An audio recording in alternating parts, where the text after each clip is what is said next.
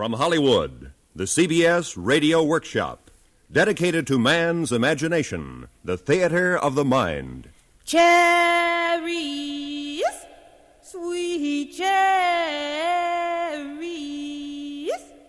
cherries ripe, ripe, ripe, I cry, so sweet, so full, come and Sweet buy. Cherries in Charleston. The author, Richard Durham. The director, William N. Robeson. The star, Roy Glenn. The story, a saga of Denmark Vesey, who lived and died in Charleston more than 100 years ago. But they still remember Denmark Vesey down in South Carolina. They still talk about him. And this is what they say.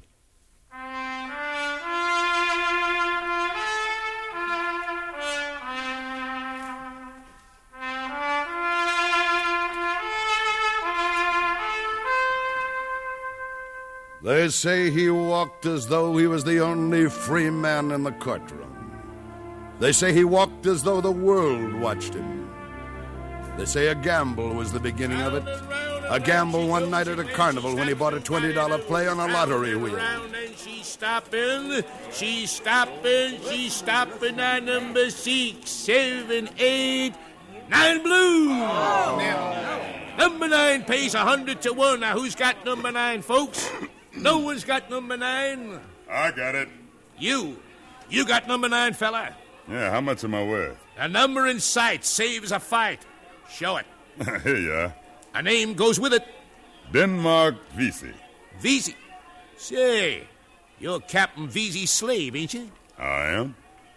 Now, I wonder what'd happen, say, if I just refused to pay off a slave. And I wonder what'd happen, say, if I should take a barker's neck between my fingers like this broomstick and snap it. They'd hang you, you know. I'll gamble on it. I always gamble heavy. All right, how much am I worth? $2,000. Take it and get out of here. They say Denmark wrapped his money in a cotton sack, went to see a lawyer, then went aboard his ship to see his master, Captain Vesey. Denmark? Denmark, is that you? Yes, Master. What do you want? Master, how much am I worth? Oh, it's that talk again, huh? I warned you once, Denmark. I warn you again. Get those ideas out of your head.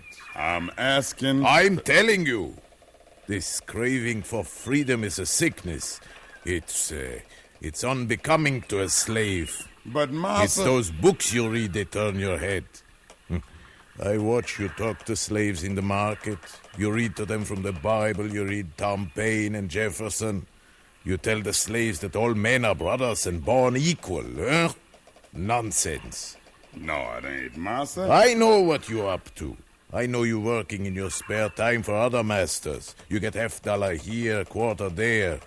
You hope to save enough to buy your freedom.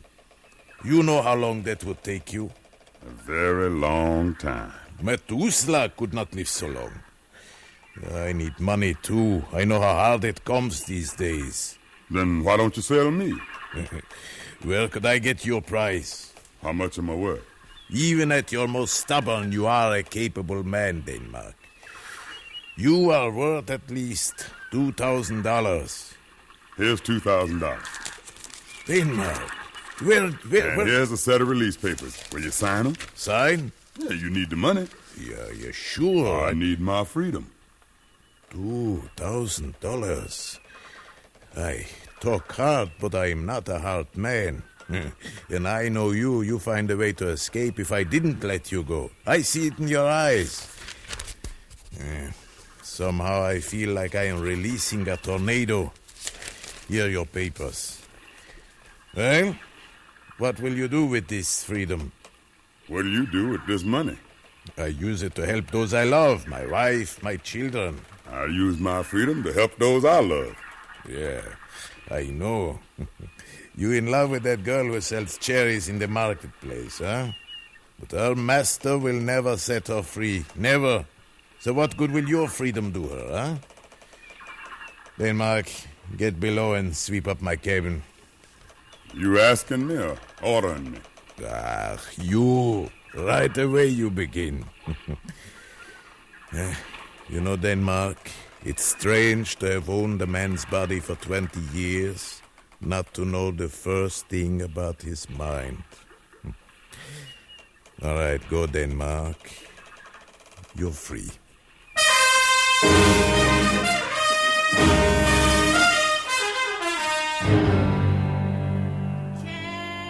Cherries, sweet cherries, cherries ripe, ripe, ripe, I cry.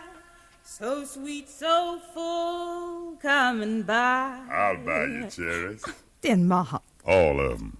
how can you afford cherries? Yesterday I was a slave, Annie. Today I'm a free man. Then it's true about your luck. That can be the same kind of luck for you, Annie. You talk like a jackass. Where'd I get enough money to buy myself? Oh, it ain't the money alone that makes a person free. Money did all right by you. In a gamble. And I know a bigger gamble. Would you gamble? If the stakes were right. If the stakes was freedom.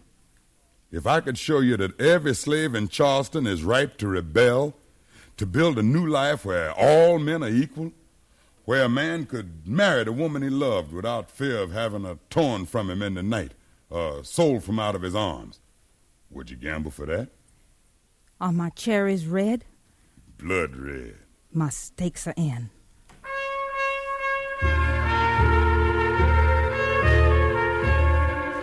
They say Denmark's disease hit the slaves in the marketplace like a plague. They say he believed no slave was immune to it, and so he risked telling his plan to the well-kept and contented foreman of slaves of Colonel Potter, who had never been hungry, never been whipped, but had never been free. Why do you come to me, Denmark? The master leave me alone, I leave him alone. I do my work and I mind my business. You know everything that goes on. I've heard you tell a slave when the train was coming on the underground track, and once you even told him how to board it and get to free land in Canada. I remember how your own sister escaped to Canada. I heard... Don't you talk that way around here. Roller, you've worked well for your master. Now work well for yourself. You know every slave that handles a horse. The day'll come when we'll need 'em. Will you be with us? How'll I know when the day come? When we're strong enough. If you come and bring all those that follow you, we'll have more than 1,000. If I go to them, they'll come, but there are others who only follow the leader of the slave called Peter Poyas. He's a man of the gospel and a man of peace. If you could get Peter, it would be worth a chance. I'd come if he come. You go to your friends. I'll go to the slave called Peter.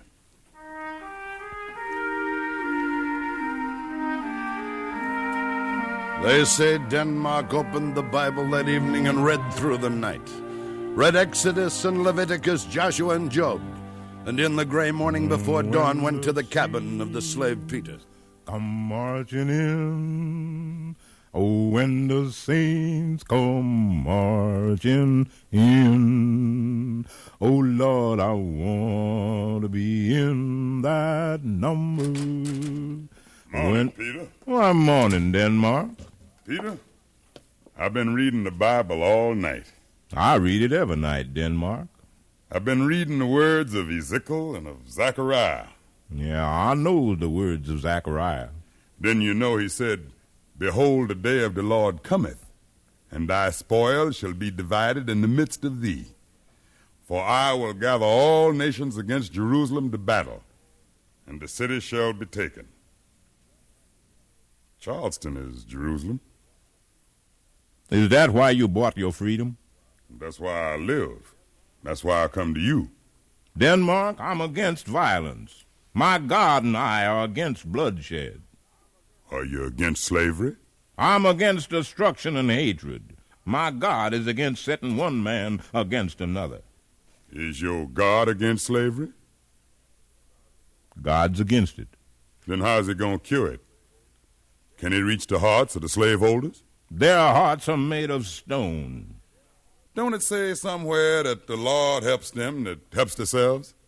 Denmark, the Lord warned Gideon once to be careful about the men he picked to lead his army. There may be a Judas among the slaves. You ain't no Judas. You just pick out those you can trust. My followers will come, but there are those who don't follow me. There are the superstitious ones who follow Gullah Jack. Gullah? That witch doctor that sells spells and charms? My son, in a revolution, one looks for the honest, not the honored. Some say Gullah Jack is crazy. Some say he's wise, but I know he's honest. Go to him.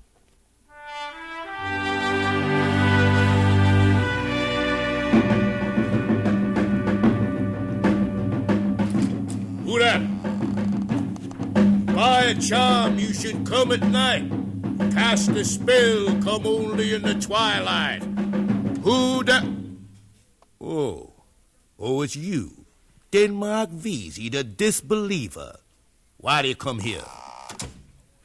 Gullah, I want you to cast a spell that'll make the slaves know the land is theirs as much as their masters. Tie together black men and white men in a common fight to free every man in Charleston. Cast a charm that'll bind them together like a Gideon's army to strike when the hour comes. Now, if you the wizard they say you are... So, this is the reason you're here. Is there a better reason? There are better men than I to do what you want. Go back to your books. Leave me alone. But Gullah... I know you, Denmark. You come to laugh at me. You say, witch doctor, cast me a spell to make men free? Maybe I'm crazy. Yes, maybe. But I ain't no fool. But you, Denmark, you should have stayed a slave if you believe the masters can be changed by a spell.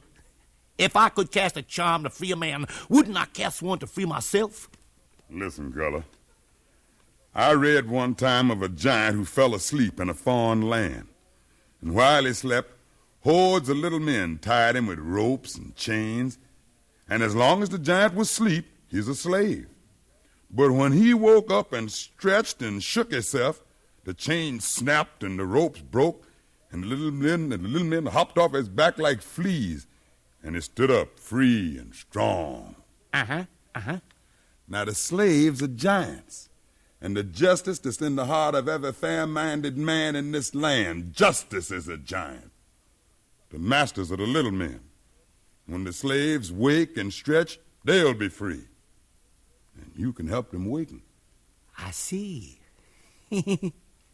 Maybe I can help. Maybe I... Who's that? Hold your place, Denmark. That's my master. He's a word man. He comes at night for a sleeping spell.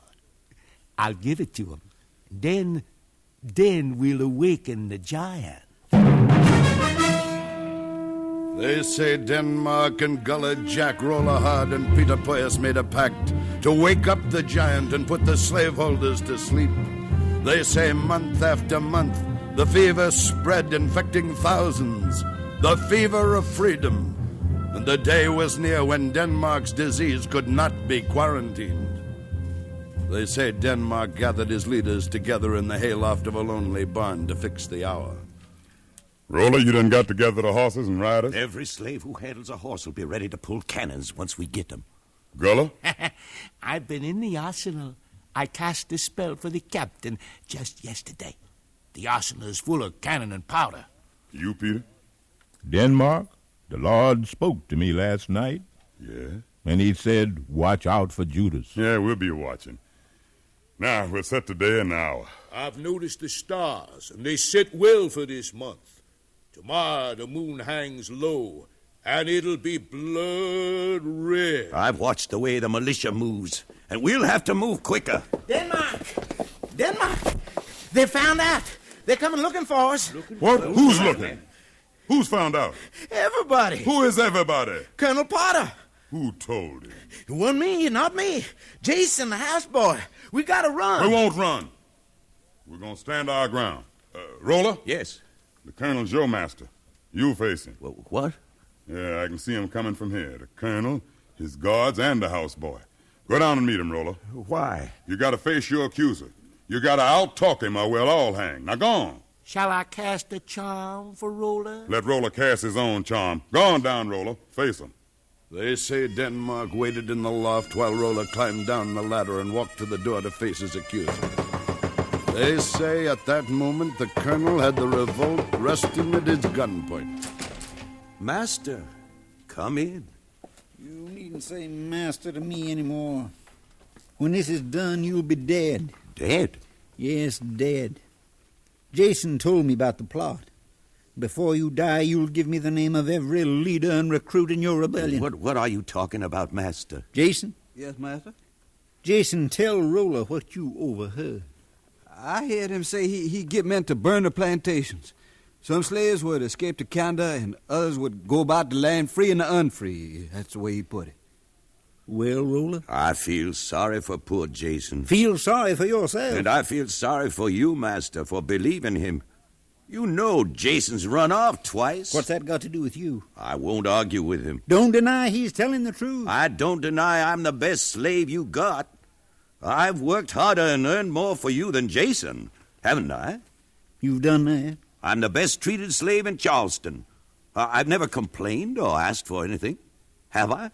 No, you haven't. Then wouldn't it seem I like my slavery, that I love my master?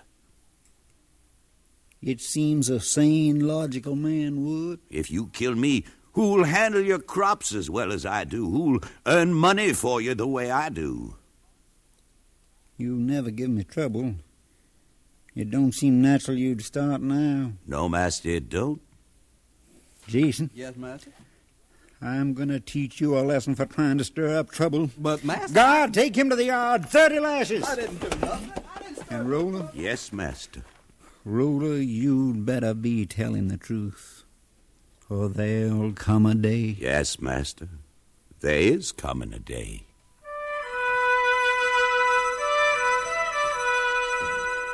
They say the colonel lowered his gun and left the barn. And Denmark, Peter, and Gullah came together and pushed ahead the day of deliverance. We can't wait no longer. They'll call up the militia for sure now. We gotta beat them to the arsenal. We move tonight. If the militia gets there first, should we turn back? This road leads only one way, to liberty or death.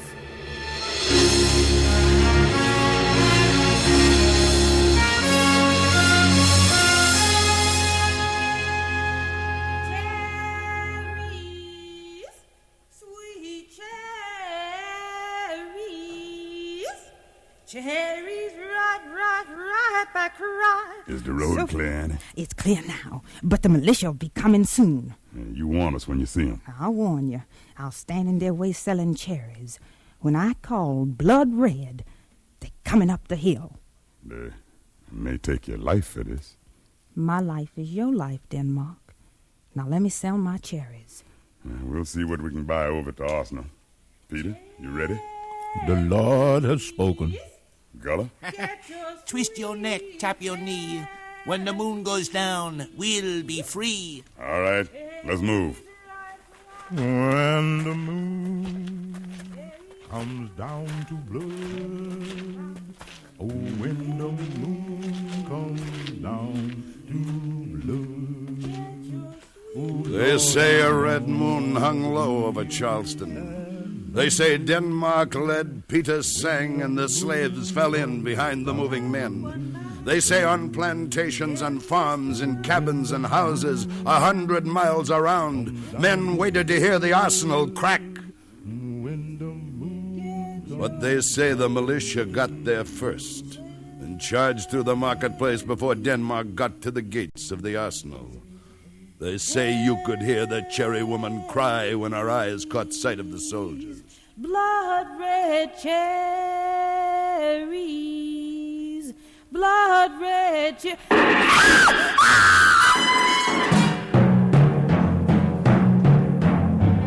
They say the shots tore her down like a vine off a tree. Red cherries jumped into the gutter. Red blood shot from the wounded and the dying. Red cherries rolled under the feet of the fighting, the straining, the reaching to be free. They say the reaching fell short.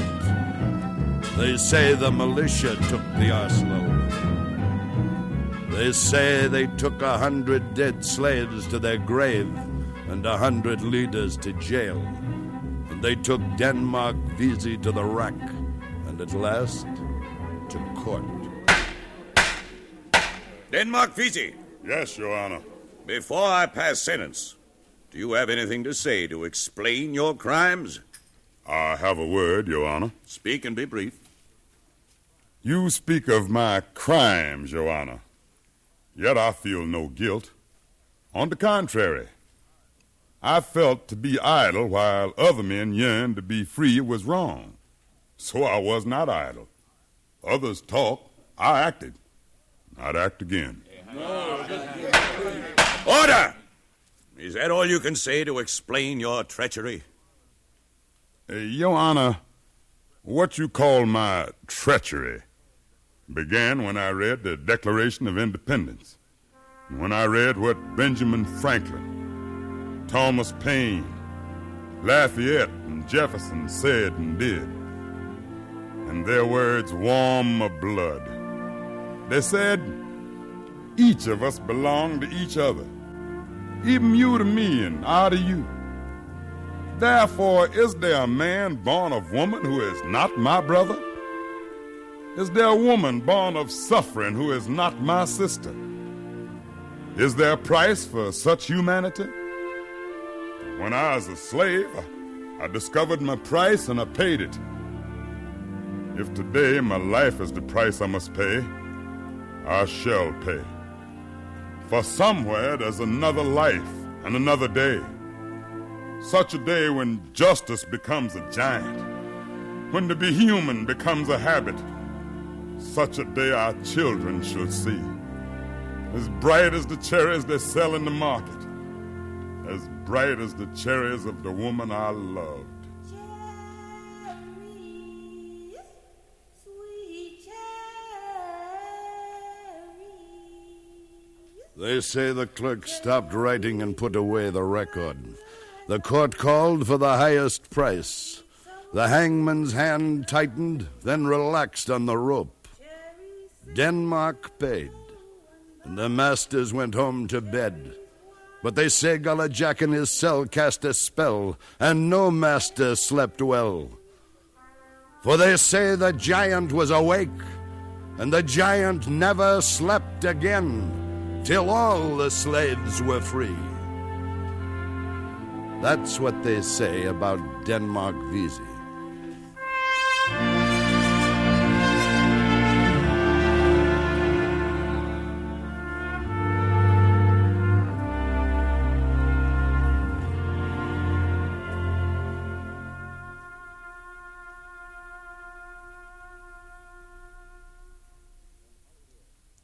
From Hollywood, the CBS Radio Workshop has presented Sweet Cherries in Charleston, written by Richard Durham, with Roy Glenn playing Denmark Vesey.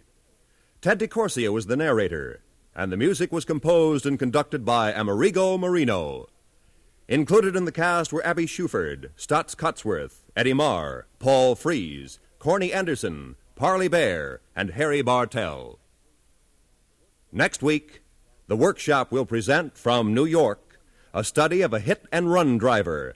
Death drives a black sedan.